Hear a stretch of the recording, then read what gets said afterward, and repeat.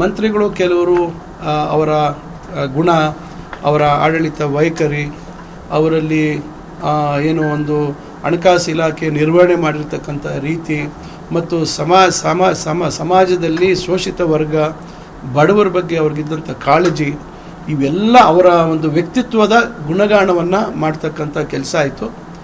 ಆ ಸಂದರ್ಭದಲ್ಲಿ ಭಾವೋದ್ವೇಗಕ್ಕೆ ನಾವೆಲ್ಲರೂ ಒಳಗಾದ್ವಿ. ನಮಗೆಲ್ರಿಗೂ ಭಾಳ ನೋವಾಯಿತು. ಆ ರೀತಿ ಒಂದು ಕುಟುಂಬದಲ್ಲಿ ಭಾಳ ಅನ್ಯೋನ್ಯವಾಗಿ ನಡೆದಂಥ ಒಂದು ಸಂದರ್ಭ ಅದು.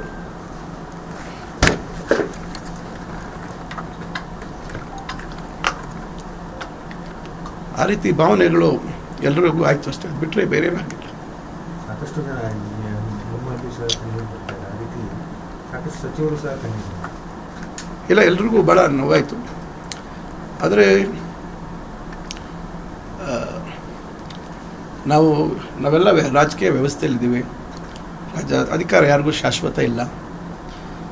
ಅದರಿಂದ ಅವರನ್ನು ನಾವು ಯಾವತ್ತೂ ಮರೆಯಲಿಕ್ಕೆ ಸಾಧ್ಯ ಇಲ್ಲ. ಉತ್ತಮ ಆಡಳಿತ ಮಾಡ್ತಾ ಇದ್ರು ಸಿದ್ದರಾಮಯ್ಯ. ಹಿಂದ ಸಮಾಜ, ಎಲ್ಲ ಸಮಾಜನೂ ಒಟ್ಟಿಗೆ ತಗೊಂಡೋಗುವಂಥ ಕೆಲಸ ಮಾಡ್ತಾ ಇದ್ರು. ಖಂಡಿತ ಅವರನ್ನು ಒಂದು ಜಾತಿಗೆ ಸೀಮಿತವಾಗಿ ನಾವು ನಾಯಕರನ್ನಾಗಿ ನೋಡ್ಲಿಕ್ಕೆ ಸಾಧ್ಯ ಇಲ್ಲ. ಇಡೀ ಸಮಾಜದ, ವಿಶೇಷವಾಗಿ ಬಡವರ ಬಗ್ಗೆ. ಯಾಕಂದರೆ ಬಡತನದಿಂದ ಅವರು ಮೇಲ್ಬಂದವರು. ಅವರೇ ಹೇಳಿದಾಗೆ ಅವ್ರ ತಂದೆ ತಾಯಿ ಯಾರೂ ರಾಜಕಾರಣದಲ್ಲಿ ಇರಲಿಲ್ಲ. ಅವರು ಕುಟುಂಬದಲ್ಲಿ ಅವರೊಬ್ಬರೇ ವಿದ್ಯಾವಂತರು. ಅವರು ಇವತ್ತು ರಾಜ್ಯದಲ್ಲಿ ಇಷ್ಟು ದೊಡ್ಡ ಮಟ್ಟಕ್ಕೆ ಬೆಳೀತೀರಿ ಅಂತಕ್ಕಂಥ ನಂಬಿಕೆ ಅವ್ರಿಗೆ ಇರಲಿಲ್ಲ. ಇವತ್ತು ಎಲ್ಲರ ವಿಶ್ವಾಸವನ್ನು ಪಡೆದಿದ್ದಾರೆ.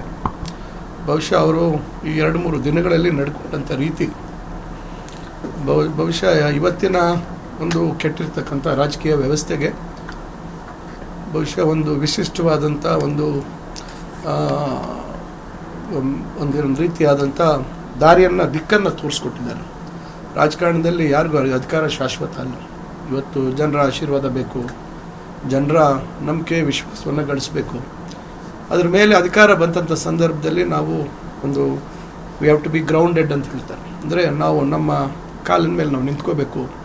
ನಾವು ಹೇಗೆ ಬೆಳೆದು ಬಂದ್ವಿ, ಯಾರಿಂದ ನಾವೆಲ್ಲರಿಗೂ ಬಂದಿದ್ದೀವಿ ಅಂತಕ್ಕಂಥದ್ದನ್ನು ನಾವೆಲ್ಲ ಅರ್ಥ ಮಾಡ್ಕೋಬೇಕು ಅಂತಕ್ಕಂಥದ್ದು. ಅದರಿಂದ ಎಲ್ಲರೂ ಡಿ ಕೆ ಶಿವಕುಮಾರ್ ಅವ್ರಿಗೂ ಭಾವೋದ್ವೇಗಕ್ಕೊಳಗಾದರು. ಅದರಿಂದ ಅವರನ್ನು ನಾವು ಯಾವತ್ತೂ ಮರೀಲಿಕ್ಕೆ ಸಾಧ್ಯ ಇಲ್ಲ. ಈಗ ಕೊನೆಯದಾಯ್ತತ್ವ ಏನು ಮತ್ತೇನು ಈಗ ಅವ್ರಿಗೆ ಮತ್ತೇನು ಸ್ಥಾನಮಾನಗಳನ್ನು ಕೊಡ್ತಾರೆ ಸಿದ್ದರಾಮಯ್ಯ? ಪೂರ್ತಿ ರಾಜಕೀಯ ನಿವೃತ್ತಿ ತಗೊಂಡ್ರೆ ನೋಡಿ, ಖಂಡಿತ ಅವರಿಗೆ ರಾಜ್ಯಸಭೆಗೆ ಬರಬೇಕು ಅಂತಕ್ಕಂಥ ಆಹ್ವಾನವನ್ನು ಕಾಂಗ್ರೆಸ್ ಪಕ್ಷದ ಹೈಕಮಾಂಡ್ ಕೊಟ್ಟಿದ್ದಾರೆ. ಮುಂದಿನ ದಿನಗಳಲ್ಲಿ ನಿಮಗೆ ಪಕ್ಷದ ಒಂದು ಜವಾಬ್ದಾರಿಗಳನ್ನು ಕೊಡ್ತೀವಿ ಅಂತಕ್ಕಂಥದ್ದು ಹೇಳಿದರು. ಆದರೆ ಸದ್ಯಕ್ಕೆ ನಾನು ರಾಜ್ಯದಲ್ಲಿ ಇರ್ತೀನಿ, ನಿಮ್ಮ ಜೊತೆ ಇರ್ತೀನಿ ಅಂತಕ್ಕಂಥ ಮಾತನ್ನು ಮಾನ್ಯ ಸಿದ್ದರಾಮಯ್ಯ ಸಾಹೇಬರು ಹೇಳಿದ್ದಾರೆ. ಅದರಿಂದ ನಾವು ಅವರು ನಮ್ಮ ಜೊತೆಯಲ್ಲಿ ಇರ್ತಾರೆ ಪಕ್ಷಕ್ಕೆ, ಮತ್ತು ಡಿ ಕೆ ಶಿವಕುಮಾರ್ ಅವರು ಏನೇನು ಜವಾಬ್ದಾರಿಯನ್ನು ವಹಿಸ್ಕೊಳ್ತಾರೆ.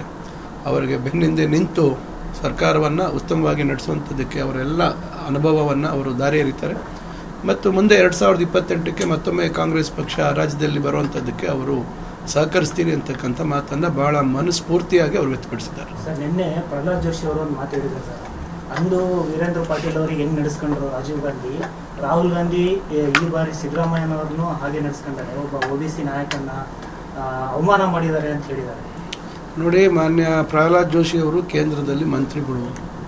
ಕೆಲವೇ ತಿಂಗಳುಗಳ ಹಿಂದೆ ಸಿದ್ದರಾಮಯ್ಯ ಸಾಹೇಬ್ರ ಬಗ್ಗೆ ಏನೆಲ್ಲ ಮಾತಾಡಿದ್ರು, ಯಾವ್ಯಾವ ರೀತಿ ಸಂಬೋಧನೆ ಮಾಡಿದ್ರು ಅಂತಕ್ಕಂಥದ್ದು ಈಗ ಇದ್ದಕ್ಕಿದ್ದಂಗೆ ಸಿದ್ದರಾಮಯ್ಯ ಸಾಹೇಬ್ರ ಮೇಲೆ ಅನುಕಂಪ, ಕರುಣೆ ಇವೆಲ್ಲ ತೋರಿಸುವಂಥದ್ದು ಕೇವಲ ರಾಜಕೀಯ ದುರುದ್ದೇಶದಿಂದ.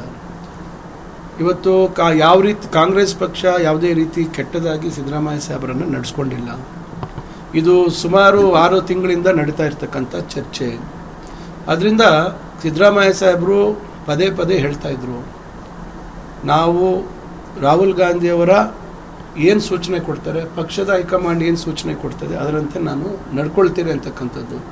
ಈಗ ಅವರು ನಿರೀಕ್ಷೆ ಮಾಡಿದ ರೀತಿ ಬೆಳವಣಿಗೆಗಳಾಗಿದ್ದಾವೆ ಅಂತಕ್ಕಂಥದ್ದನ್ನು ಕಂಡು ಇವತ್ತು ಅವರಿಗೆ ಹತಾಶರಾಗಿದ್ದಾರೆ.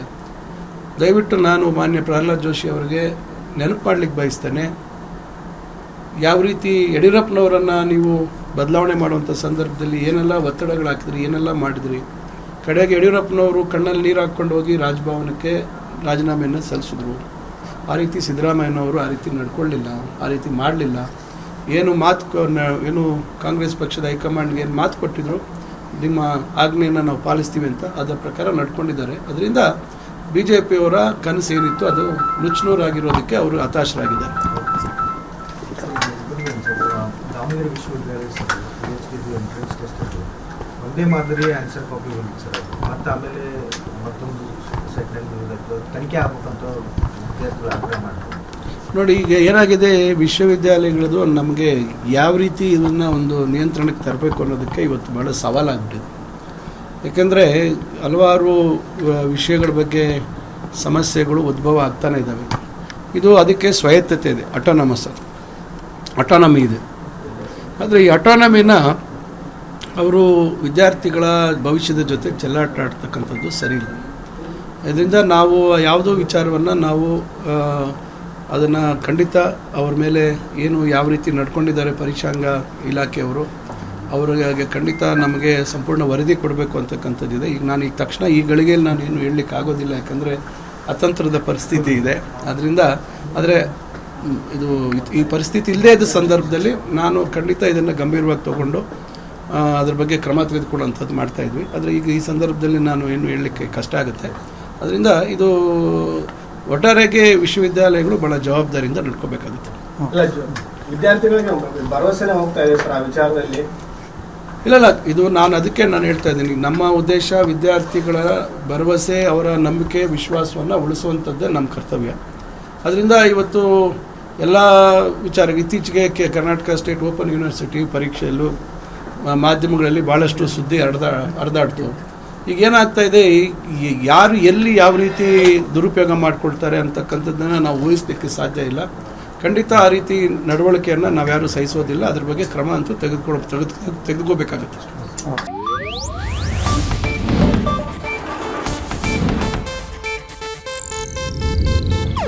ಇದು ಏಷ್ಯಾನೆಟ್ ನ್ಯೂಸ್ ನೆಟ್ವರ್ಕ್ ಪ್ರಸ್ತುತಿ.